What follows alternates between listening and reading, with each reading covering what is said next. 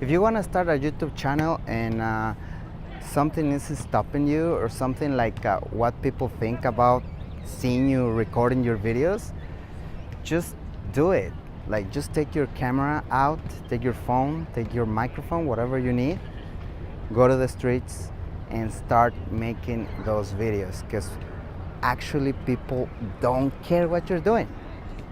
Right now there's people passing by and they don't really care. Like, you gotta like create those videos. Like, just jump in, get your stuff, get your camera, jump into the water, because people don't really care what you're doing. Like, and if that is stopping you, you're not gonna like do a lot of things in life. Like, people are gonna talk anyway.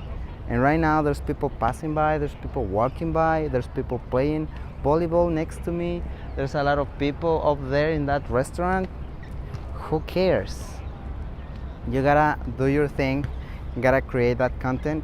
And also, like, if you don't have like a specific place to record your videos, you have to go out.